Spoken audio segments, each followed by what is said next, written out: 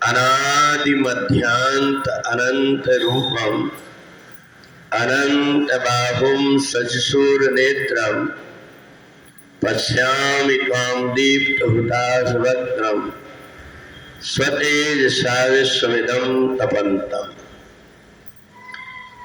जीवात्मा एक देशी होता है, अर्थात हम जहाँ हैं वहीं रह करके हम केवल अपने कर्म कर सकते हैं। परमात्मा के लिए ऐसा नहीं है और इसलिए परमात्मा का विश्वरूप माना गया। परमात्मा का मंदिर अगर छिंदवाड़ा में है तो परमात्मा छिंदवाड़ा अकेले में रहेंगे जरूरी नहीं। वो परमात्मा जबलपुर में भी, इलाहाबाद में भी, हरिद्वार में भी जहाँ उनका धाम बनता है वहाँ पर भी है। इसको देख करके हमें लगता है कि परमात्मा विस्तृत है। परमात्मा एक देशी नहीं है, एक रूप नहीं है।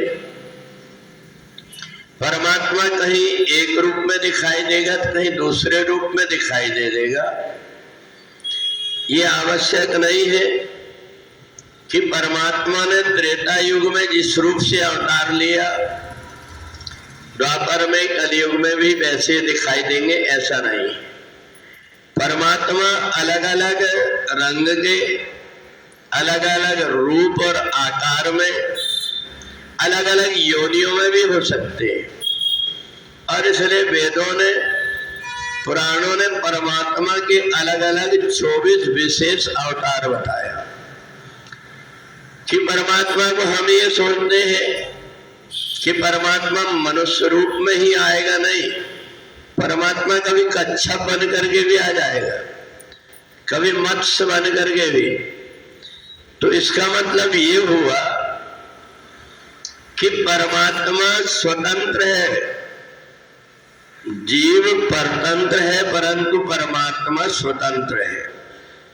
ईश्वर अंश जीव अविनाशी, चेतन अमल सहज सुख राशि। जितने जीवात्मा के गुण हैं उनसे कई गुना ज्यादा गुण परमात्मा के अंदर है और इसलिए परमात्मा के अंदर जब भी हम जिस रूप की कल्पना करें, एक व्यक्ति भगवान का चिंतन करने के लिए बैठा तो परमात्मा का रूप उसको न दिखाई दे करके वो अपनी भैंस चराता था, वही दिखाई दे।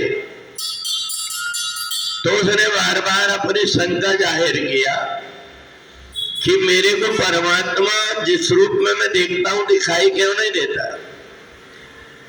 तो जो जानकार था उसने बताया कि रात दिन तुम भैंस को देखते रहते हो, इसलिए तुम्हारे को वही दिखाई दे रही।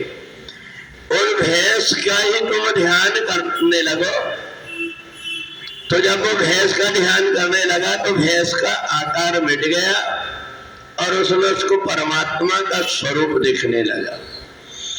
तो कहने का मतलब ये है कि परमात्मा का जो रूप है वो अनेक रूप है, इसलिए हम उसको विश्व रूप कहते हैं।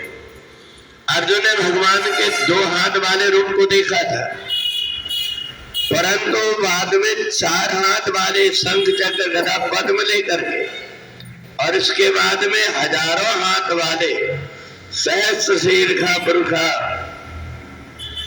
तो अर्जुन के मन के अंदर भ्रम हो गया कि कहीं मेरे साथ में जो 2 हाथ वाले परमात्मा थे, कहीं ये दूसरे और कोई दूसरा परमात्मा तो नहीं है। तो भगवान ने उसके भ्रम को दूर किया कि परमात्मा और जीवात्मा में एक ही अंतर है। परवश जीव स्वबल भगवंता। जीवात्मा परवश है, वो जैसा पैदा हुआ है वैसा ही उसको रहना पड़ेगा पूरे जीवन भर। परंतु परमात्मा यदि चाहे तो भगवान जब बड़े उम्र के हो गए 20-25 वर्ष के भी हो गए तो भगवान राम की या भगवान कृष्ण की बड़े होने पर भी न तो दाढ़ी न तो मूछें दिखाई देती है। जबकि जीवात्मा जब बड़ा होता है तो उसका आकार बदल जाता है। तो इसलिए परमात्मा का क्या रूप होगा, कैसे होंगे, इसलिए हम उन परमात्मा को ये कहते हैं कि जाकी रही भावना जैसी और प्रभु मूरत देखी तिन तैसी। परमात्मा को किसी रूप में भी देख सकते हैं। और एक बात और है, परमात्मा को देखने के लिए सूर्य का, चंद्रमा की, तारों का, अग्नि की, वायु की इनकी जरूरत नहीं होती, बल्कि इनके अंदर जो प्रकाश है वो उसी परमात्मा का प्रकाश है। तो हमें गीता एक विस्तृत ज्ञान देती है। पुराण केवल हमें कथाएं बताती है, जो राजा महाराजा पहले हो गए, जो भक्त हो गए, परमात्मा ने जो लीलाएं की है। परंतु गीता हमें पूरा विश्व का ज्ञान कराती है। और इसलिए विश्व के दर्शन में गीता को महत्व इसलिए दिया जाता है कि गीता केवल एक धर्म की, एक व्यक्ति की नहीं है, बल्कि सारे मानव मात्र को ज्ञान देने की है। इस गीता के ज्ञान से कोई भी व्यक्ति अपनी मर्जी से चाहे जिसको पूजन कर सकता है, उपासना कर सकता है। गीता में किसी एक की उपासना की नहीं कहा है।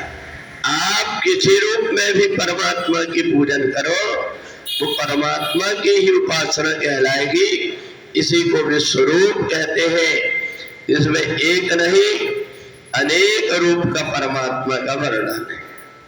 बोले वृंदावन बिहारी लाल की।